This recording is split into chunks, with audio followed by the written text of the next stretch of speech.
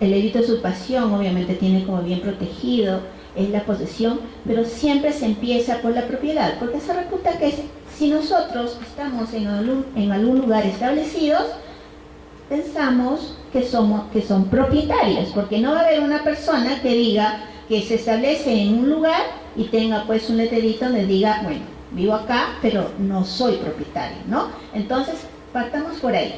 La Constitución protege lo que es la propiedad, justamente existe procedimientos incluso para que se expropie, no se expropia por expropiar.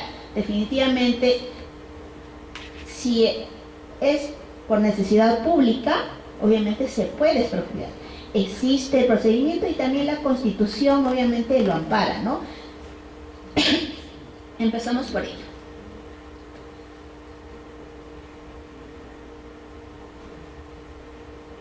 Aquí estamos hablando, ¿no? Justamente está ahí anotado respecto de la expropiación, ¿no? Normalmente la usurpación, como obviamente como tipo penal, vamos a tener como un concepto. Normalmente se procede del latín de usurpatio, dice, se trata de la acción y efecto de usurpar, apoderarse de una propiedad o de un derecho ajeno, ¿no? Cuando obviamente alguien interviene en contra de nuestro ejercicio del derecho real, ¿no? Estamos hablando de la posesión, obviamente se llega a cometer ese delito, porque cada uno de nosotros tenemos ese derecho de goce, disfrute y disposición. Dirán, pero la disposición solamente es del bien, de la propiedad. Justamente si ustedes van a los lugares recónditos, porque en la ciudad no creo que suceda eso, pero en los centros poblados, en las provincias, en los distritos, suelen ceder la posesión. Los ceden la posesión. Entonces es un modo de disponer, ¿no?, de la posesión. Entonces lo que se protege es eso.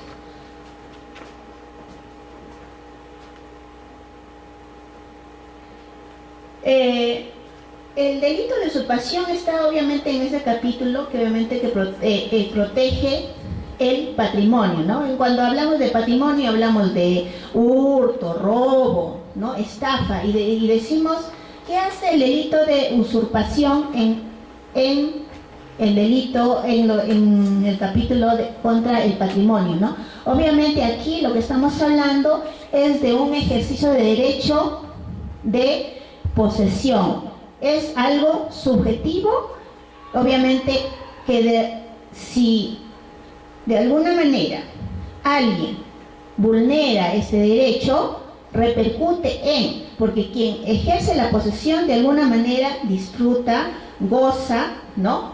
Y esto se convierte en este aspecto de patrimonio, ¿no? Por eso se relaciona, por eso está dentro del capítulo del derecho del patrimonio.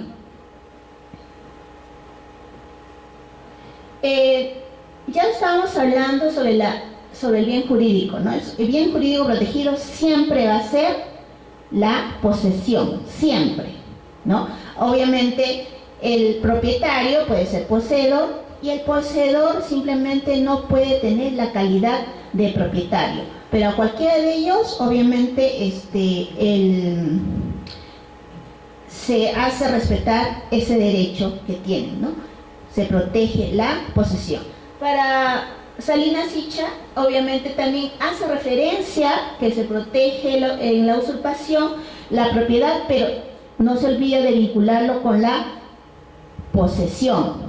Claro, porque tenemos propietarios poseedores, porque también tenemos poseedores incluso que son precarios, ¿no? Que sin ningún derecho ha ingresado, pero la norma igual lo protege porque se entiende que para que alguien recupere un bien, yo propietario quiero recuperar un bien, no puedo hacer la justicia con mis propias manos, tengo que recurrir a la vía que corresponda, ¿no? Entonces, si yo no utilizo estas vías que correspondan legales, yo cometo el delito de usurpación, ¿no? Por más que digan, yo soy propietario.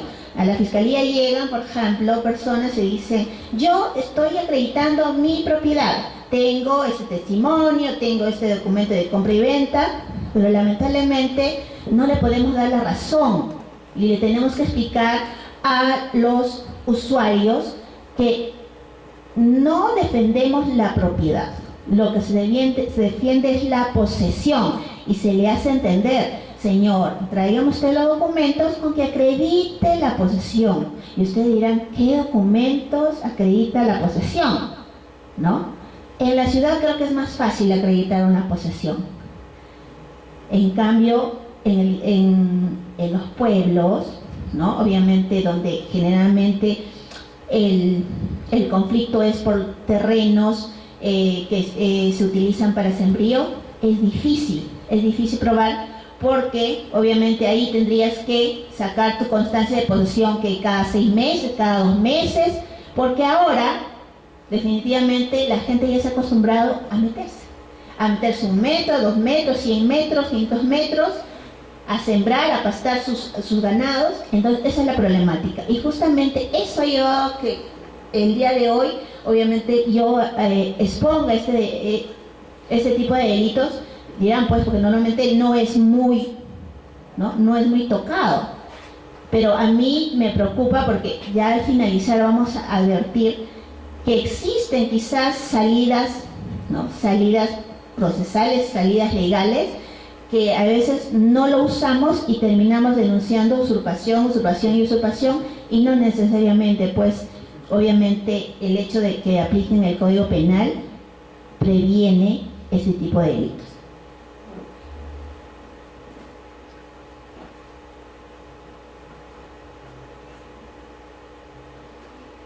A ver.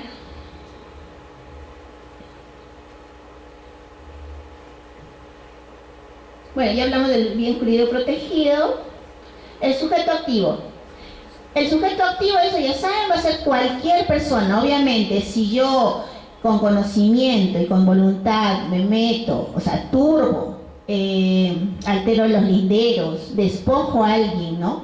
Ya en esos dos últimos, estamos hablando de turbación y despojo con violencia, amenaza, obviamente voy a cometer el delito.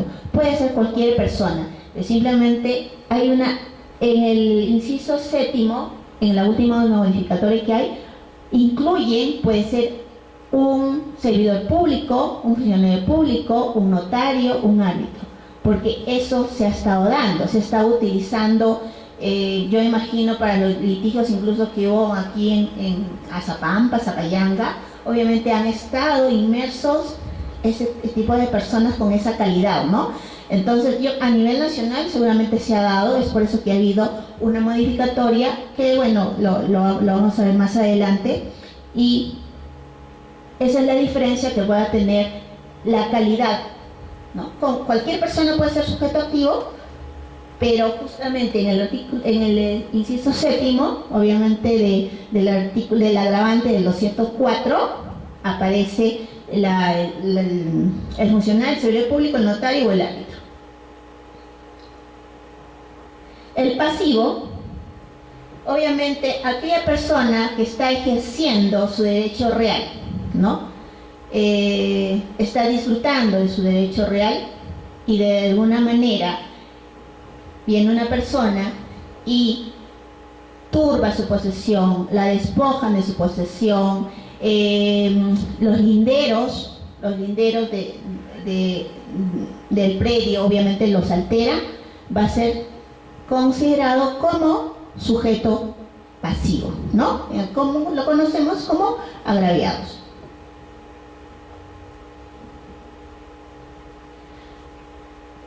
Recalcando, ¿no? Doctora, pero yo soy propietario. Sí, pues eres propietario, pero el hecho que seas propietario no quiere decir de que obviamente si alguien ingresó a tu propiedad con derecho ilegítimo, qué sé yo, pero de alguna manera terminó ahí, por más que seas propietario no lo puedes sacar utilizando la fuerza, la violencia y el engaño, ¿no? Entonces tienes, como le decía antes, recurrir a la autoridad competente a efectos quizás desalojarlo, ¿verdad? pero mediante un procedimiento. No podemos hacer justicia con nuestra propia mano y cometer este delito de usurpación. La tipicidad subjetiva, dice. Nunca va a ser el delito de usurpación, nunca va a ser culposo, jamás. Siempre va a ser doloso. Obviamente el sujeto activo tiene que saber que obviamente está ingresando a un terreno o está despojando a una persona, tiene que tener esa intención de despojarla, de meterse al predio. Tiene que tener también lo otro, tiene que tener la intención de turbar la posesión. Nosotros tenemos el derecho de disfrutar de nuestra posesión de manera pacífica, ¿no? Sin ningún tipo de interferencias. Que alguien ingrese al predio y perturbe mi posesión, ¿no? Por ejemplo, soy un inquilino y el propietario viene y me quiere sacar porque obviamente yo no le quiero pagar más de lo que ya me está cobrando y ya me empieza a cortar la luz, me empieza obviamente a, no sé, a querer cambiar de chapa, ¿no? Está perturbando mi posesión. Entonces, y lo hace con ese ánimo. Muchos dirán, no, doctora, pero obviamente si no me quiere pagar, es mi casa. No, el hecho que seas propietario no te da ningún derecho de que perturbes la posesión del inquilino. Es por eso que a veces hay inquilinos que denuncian, ¿no?, la perturbación de la posesión y obviamente salen airosos y los propietarios salen condenados, ¿no? Entre comillas, diríamos que injusto, pero lo que se quiere es que esta paz social no se quiebre, ¿no? Entonces, todos tenemos que cumplir con las normas, todos tenemos que recurrir a la vía que corresponda.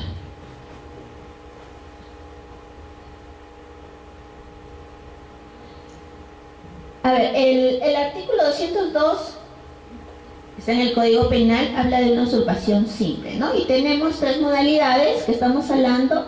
Dice, la pena, que ahorita ya está actualizada, es la libertad no menor de 2 ni mayor de 5 años, es la pena privativa de libertad. El primero es el que, para apropiarse de todo o en parte de un inmueble, destruye o altera linderos del mismo, ¿no? Entonces, creo que es más fácil que yo les haga el ejemplo, por ejemplo, de una chacra. La chacra tiene linderos, a veces le colocan árboles, le ponen piedra sobre piedra, le ponen cercos metálicos, ¿no? Entonces ponle que el que está al costado de mi terreno quiere que su terreno sea un poquito más amplio. ¿Qué hace? Reduce el mío, ¿no? Y va moviendo los cercos, o va moviendo las piedras, o desaparecen las plantas, o quizás va cambiando de lugar a los alambres, ¿no? ¿Cuál es el objetivo? Es que quiere apropiarse del terreno, quiere tener más amplio su terreno y mientras tanto va a reducir el terreno ¿de quién? Del agraviado. Entonces eso es más o menos el ejemplo de que cuando uno altera linderos. Ahora, yo les estoy dando solamente tres ejemplos. Linderos lo pueden hacer de N formas, ¿no? Hay gente que incluso hasta pone cosas recicladas, ¿no? Pone alambres, hierros viejos, no sé, pero obviamente esa es la forma de señalar cuál es el límite de su terreno. Y por lo tanto, a pesar de que no esté hecho de cemento, a pesar de que no se haya hecho con un arquitecto, con un ingeniero, los demás tenemos que respetar y obviamente tomar eso como un límite, ¿no? Porque si no respetamos y pretendemos cambiar, vamos a cometer el delito y lo vamos a encuadrar ¿en dónde?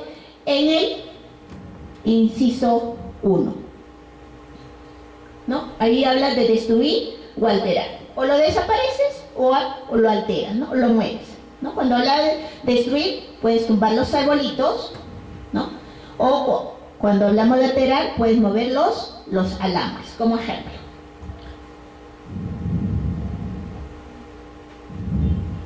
Parcial o total, o sea, no necesariamente la norma te dice, obviamente, ¿sabes qué? Es totalmente o parcialmente. Cualquiera de los dos hechos constituye el delito de usurpación y encuadra en este inciso 1, ¿no? Que altera los linderos, ya sea destruyéndolos o moviéndolos. El inciso 2 habla el que con violencia y amenaza o engaño o abuso de confianza despoja, dice, a otro total o parcialmente de la posesión o tenencia de un inmueble o del ejercicio de un derecho real. Entonces, aquí obviamente en el inciso primero no hablábamos de violencia, solamente estábamos hablando de ¿qué? De mover, ¿no? De mover o alterar o destruir, eran los linderos. Pero aquí ya estamos hablando que se usa la violencia o la amenaza o el engaño.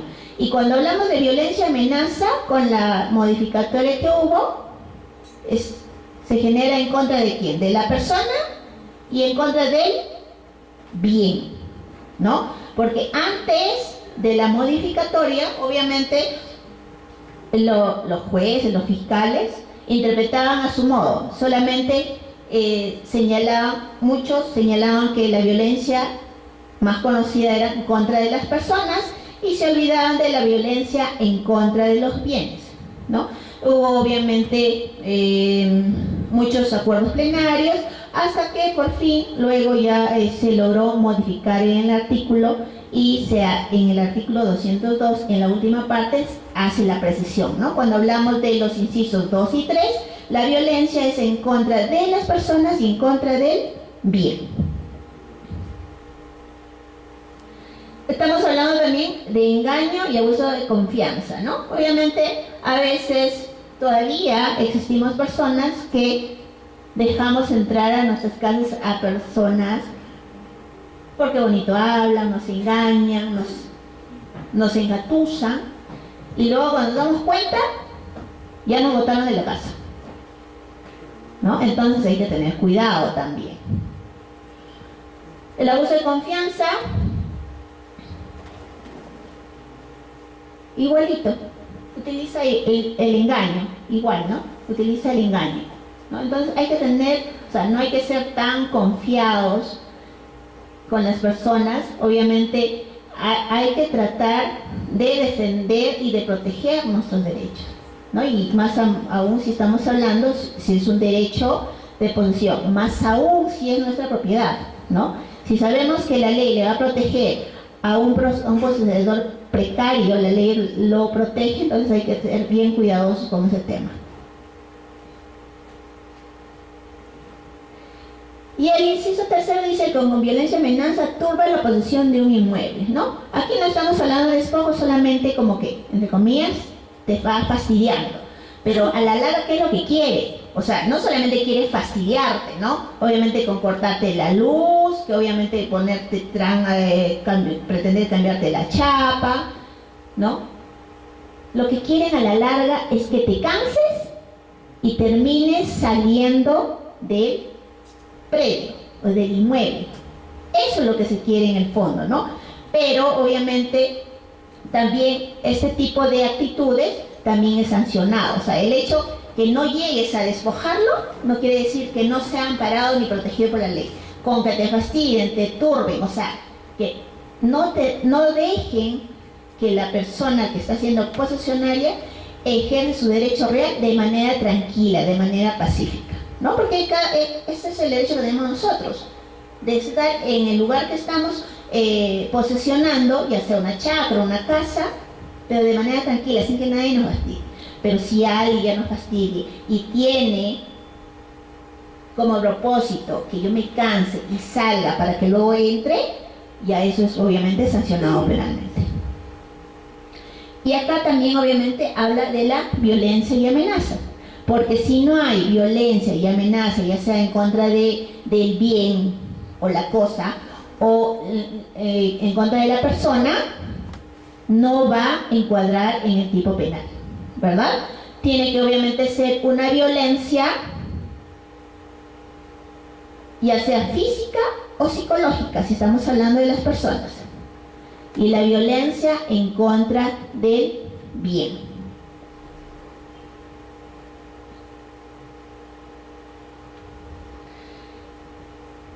Aquí para hacerles, cuando hablamos de las penas y cuando, bueno, escuchaba obviamente al otro Villalobos recordaba, pues, ¿no? Que obviamente, si bien es cierto, las penas se van civilizando, es por algo.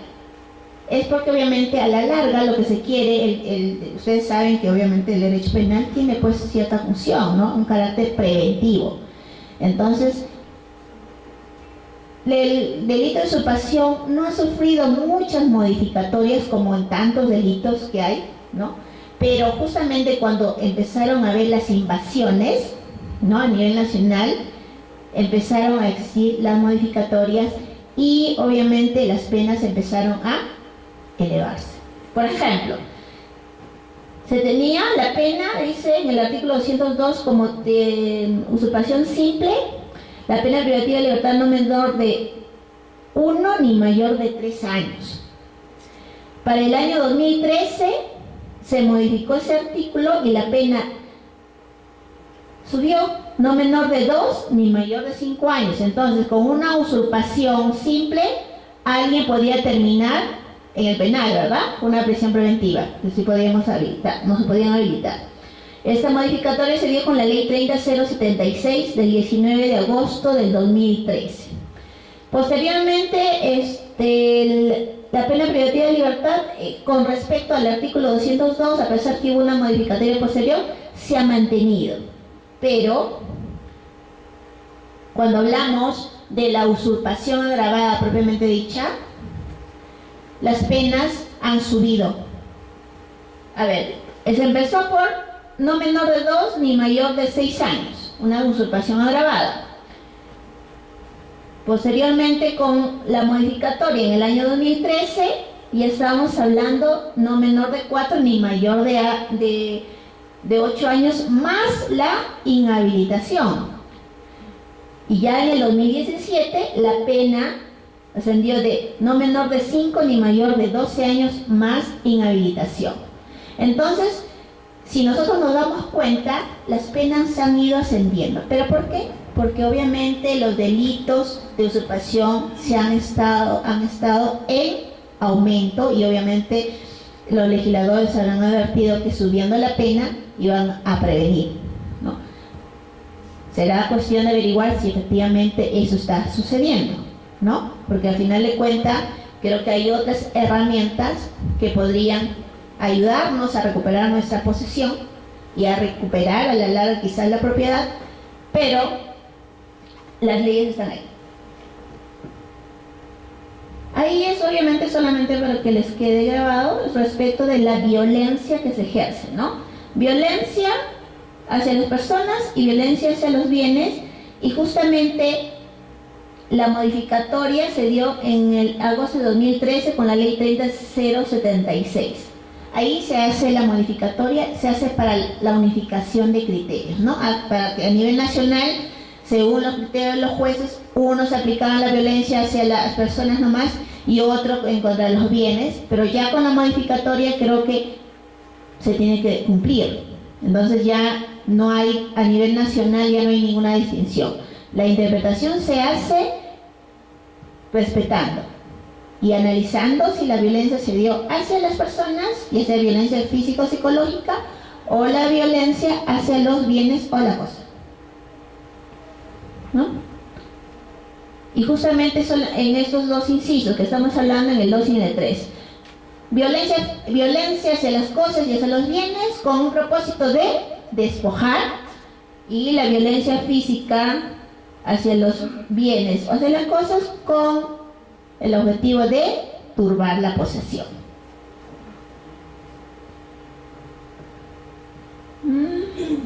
Mira, antes de la modificatoria de la ley 30556, ¿no?, de fecha 29 de abril de 2017, que esa está vigente, teníamos acá solamente 4 agravantes cuando hablamos del artículo 204. La usurpación estaba realizada con armas de fuego, explosivos o cualquier otro instrumento o sustancias peligrosas. Intervienen más de 2 personas, el inmueble está reservado para fines habitacionales y se trata de bienes del Estado destinados a servicios públicos a comunidades campesinas o nativas. Pero ha habido modificatorias, si lo vemos acá, y seguramente con más paciencia lo van a leer en su Código Penal. Se elevan las penas y las agravantes también. Ya no son 4, ya son 7 las agravantes, ¿no? Y justamente en el inciso 7, ¿se acuerda que le decían? Cuando hablábamos quién podía ser un sujeto activo, ahí añade una condición. Dice, perdón, que ahí está con B chica, abusando de su condición o cargo de funcionario o servidor público, ¿no? Esa condición solamente ponen aquí, pero en la otra modificatoria que estamos hablando, con la ley 3056 del 29 de abril de 2017, ya la pena aumenta y también obviamente las agravantes aumentan. Ya no son 7, las agravantes son 10 agravantes. Y justamente en el inciso 7 dice, abusando de su condición o cargo de funcionario, servidor público, función notarial o arbitral, ¿no? Es una condición específica que se le da a un sujeto activo, va a depender obviamente de las agravantes. Justamente se ha detectado que cuando los abogados denuncian la usurpación, lesiones, violación de domicilio y daños, cuando en realidad el delito de usurpación subsume. Cuando hablamos de violencia, obviamente va a haber pues lesiones, ¿no? Cuando hablamos de violación de domicilio, obviamente alguien se mete a la casa. Cuando hablamos de daños, estamos hablando la violencia hacia la cosa, hacia el bien. Entonces, obviamente, yo voy a fracturar puertas, voy a tumbar muros. Entonces, el daño, la violación de domicilio, las lesiones se subsumen. Pero en cuanto a la violencia propiamente dicha, yo me quiero detener en este aspecto. Ponle de que si yo le mutilo, no sé, una mano, una pierna, una persona, eso sí no puedo dejarlo pues desprotegido, ¿verdad? Ahí sí se va a tener que ver una lesión muy aparte, porque eso ya no estamos hablando, ¿sabes qué? Yo ejercí violencia en contra tuya para meterme y para eso te fracturé una pierna y te fracturé un brazo, ¿no? Eso sí, obviamente, eso sí no se puede aceptar. Entonces, ello va a depender del análisis que haga, obviamente, el fiscal en su momento y el juez en su momento. Pero, por lo general, daños, violación de domicilio y lesiones mínimas se subsumen en el delito de usurpación, ¿ya?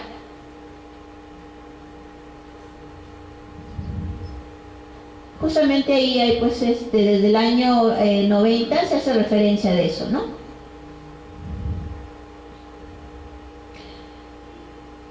¿Qué problemas hay para aprobar la posesión? En un inicio, obviamente, se habló, ¿no? En la ciudad es más fácil, tenemos recibos de agua, teléfono, luz, pagos de arbitrios, estamos constantemente, te llegan tus notificaciones, inscribes a tus hijos o te inscribes y pones a dirección, y obviamente todo ello va a probar tu posesión. Lo que es difícil es probar una posesión cuando hablamos de predios que estén destinados para pastar animales o para sembrar, definitivamente. Porque ahí la gente siembra un año, su chacra descansa 2 años, o siembra un año, su chacra descansa 4 años, dependiendo de. Entonces, antes obviamente la gente era mucho más sana, la gente en el campo respetaba. La palabra empeñada tenía mucho valor. Lamentablemente ahora me estoy dando cuenta que la palabra empeñada en ciudad ni en el campo ya no sirve. Entonces, cuando, por ejemplo, el usuario va, pero doctora, ¿cómo yo puedo acreditar que yo estoy en posesión? Si tienes peón, hazle firmar al peón que está sembrando tal chacra. Constancia de posesión cada 6 meses. Constancia de posesión del presidente de la comunidad. Fotografías, ¿no? Y ustedes se imaginan a un hombre y una mujer del campo haciendo toda esa actividad. seguramente que no, pero se le recomienda ahora que hagan eso, porque es difícil.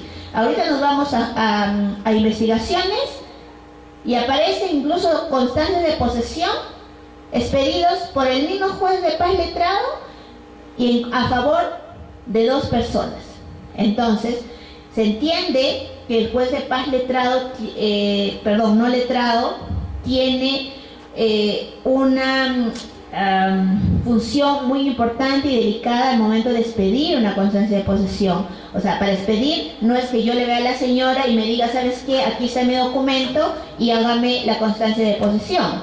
Para que emita una constancia de posesión un juez de paz, primero tiene que ir al predio. Tiene que hablar con los colindantes, ¿no? Para ver si efectivamente la persona que está solicitando la constancia de posesión realmente está ejerciendo ese derecho. Y si no lo es, simplemente no les pide. Pero como los jueces de paz no están cumpliendo con esa función, o sea, a cabalidad, porque su ley a ellos le dice cuál es el procedimiento, lo único que están generando es esto, ¿no? Que dos personas tengan constancia de posesión emitidas por la misma autoridad y que se entiende que es de favor, ¿no? Entonces, no prueba ni a favor de uno ni a favor de otro. Entonces, ¿qué tiene que hacer el representante del Ministerio Público? Agenciarse, a realizar inspección fiscal y pedir otros documentos a efectos de poder probar la posesión de quien está denunciando. Y no necesariamente quien denuncia tiene la razón, ¿verdad? Por más propietario que sea. Entonces, aquí estamos hablando, ya hemos hablado del juez de paz letrado, ¿no? Por ejemplo, el pago de autovalúo no necesariamente prueba de manera directa que alguien es posesionario, porque eso va a depender de la municipalidad. Municipalidad que recibe dinero de cualquiera sin necesidad de que sea el obligado, obviamente lo hace por generar sus ingresos. Pero si aquella municipalidad te dice, yo voy a cobrar solamente al obligado, ¿no? Y el obligado, ¿quién es? Quien lleva sus documentos, ¿no? Que acredite que es el propietario y quizás que sea el posesionario, pero no cualquier persona. Entonces, por sí solo, un pago de autovalúo no puede acreditar una posesión. Puede corroborar, ayudar, pero por sí solo no puede probar. Entonces, les digo eso porque la gente dice, tengo mi testimonio y tengo mi pago de autovalúo. Por eso yo soy el posesionario. Entonces, cuando no le damos la razón, ¿no? Dicen, ¿para qué pago? Cuando obviamente no han sabido generar medios probatorios que acredite la posesión, no la propiedad, sino la posesión. Acá dice, es necesario que se acredite la posesión real y física del predio previo al despojo. Obviamente a mí las personas vienen y te dicen, doctora, tengo mi constancia de posesión posterior a que obviamente ya alguien se metió a su predio. No va a servir, se supone que es antes. Yo denuncio porque yo me siento con ese derecho de reclamar, porque yo estaba en posesión y alguien se metió, y yo lo acredito con esto, con constancia de posesión del juez de paz, del presidente de comunidad, fotografías, contratos, añadido autovalúo, añadido testimonios, planos, ¿no? Con toda la documentación. Pero si no, es difícil de que uno acredite quién esté en posesión, ¿no? Y por más de que me traigan un título de propiedad registrado ante registros públicos, no va a haber forma de que a veces se le dé la razón.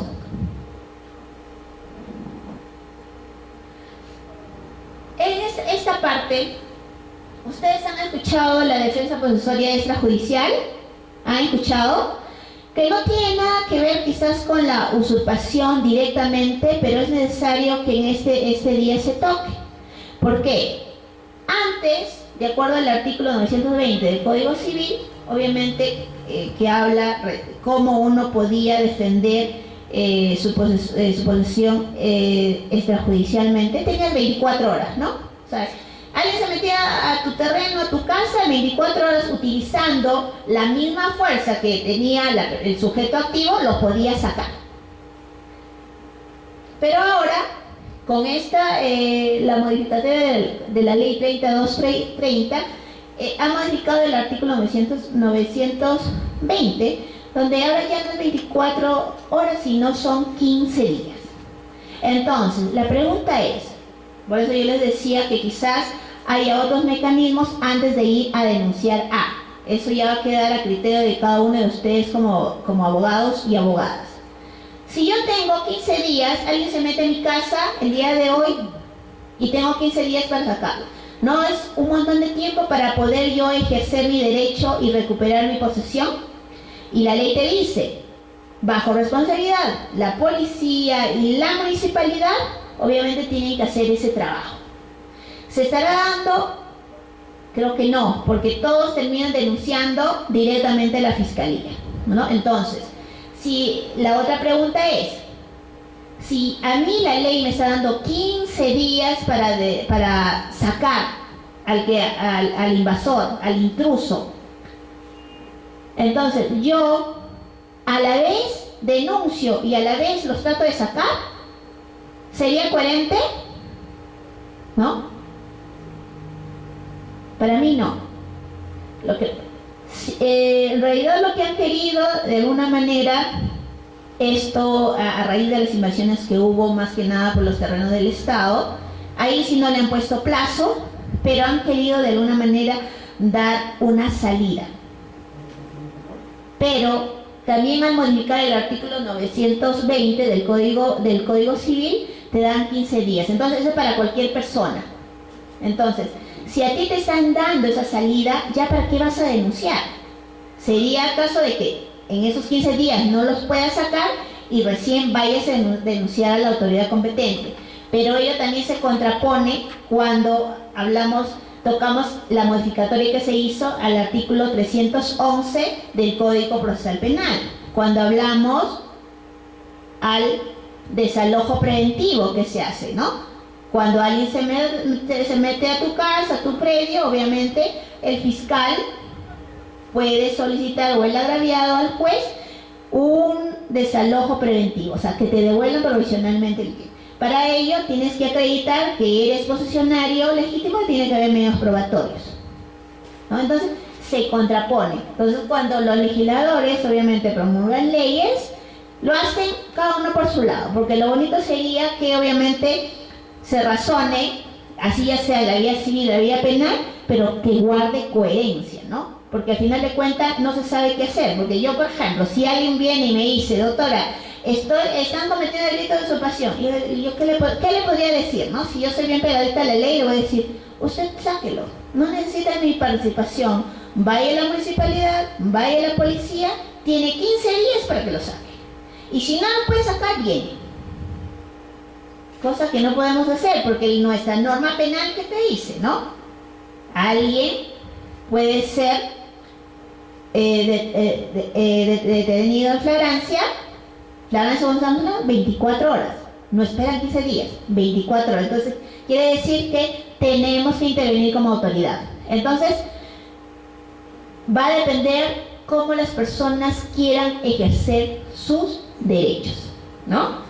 Es por eso que le tocaba, porque en realidad la defensa procesual y extrajudicial, si vamos a la ley 3230,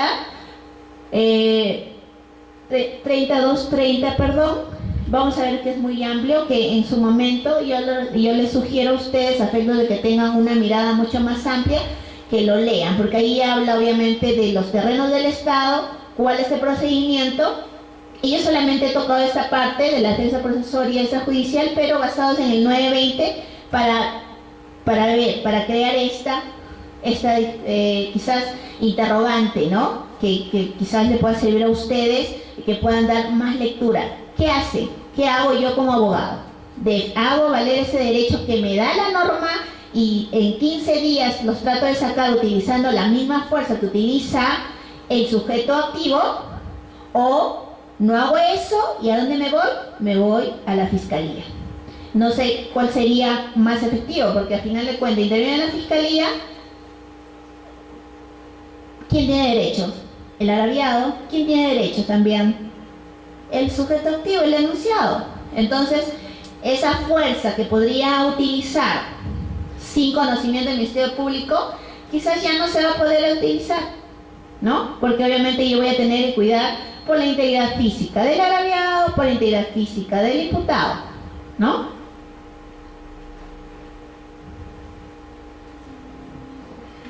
Justamente estamos hablando de ese desalojo preventivo del artículo 311, ¿no? Obviamente, cuando hablamos, antes lo conocíamos como la administración provisional, y ahora ya lo llaman desalojo preventivo. Solamente es a pedido del fiscal, a pedido del agraviado. El juez tiene que resolver en 24 horas, y en las 72 horas tiene que sacar al presunto, ¿no? Presunto sujeto activo, al presunto imputado, al presunto investigado, ¿no? Pero si esta resolución es apelada, definitivamente, hasta que no resuelva el superior, que tiene 3 días para resolver, no puede hacerse efectiva. Esto, por ejemplo, se puede hacer en diligencias preliminares, en la etapa de formalización de investigación preparatoria. En cualquiera de las 2 etapas se puede hacer. Y obviamente el agraviado tiene derecho a que todas las actuaciones policiales, más la inspección fiscal que te obliga a hacer de manera inmediata, que le entregues las copias. Ahora, en lo de los comentarios que hay dicen, o sea, que se da a entender de que la inspección fiscal se haga sin necesidad de hacer las diligencias preliminares. Las actuaciones policiales se hagan sin necesidad de hacer las diligencias preliminares. Ya verá si la agraviada quiere hacer uso de ese derecho de denunciar. Pero la ley sí te obliga a que hagas tu inspección fiscal, que realices esa diligencia, y que obviamente, ¿para qué? Para dejar constancia qué es lo que está sucediendo, ¿no? Entonces, y con ello obviamente se puede pedir el desalojo preventivo. O sea, es una parte de recobrar preventivamente hasta que se resuelva definitivamente. El agraviado puede recuperar el bien que de alguna manera ha sido despojado. Bueno, espero que obviamente esta corta exposición les haya servido. En realidad el delito de usurpación no ha sido muy tocado, ha habido muy pocas modificatorias, pero sí las penas se han severizado, ¿no? Entonces, para que aquellos que nosotros tengamos como patrocinados, ya sean a los agraviados, ya sean a los procesados, obviamente hay que indicarles qué acciones, qué caminos deben tomar. Para los agraviados, obviamente, hay muchos caminos, ¿no? La ley que ampara. Y para los imputados, definitivamente, a veces muchos de ellos son propietarios, tienen documentos, pero no han sabido generar documentos de medios probatorios que prueben su posesión, ¿no? Y se ve eso. La discusión está en que el propietario denuncia al poseedor, ¿no? Porque el poseedor, entre comillas, más vivo, se asesoró mejor, generó todos sus documentos y ante la autoridad llegó y dice: yo soy posesionario. Él será propietario, yo soy posesionario, a mí la ley me ampara. Entonces hay que estudiar un poco más, profundizar en esos temas para obviamente poder asesorar bien, ya sea a un agraviado o ya sea a un imputado. Gracias.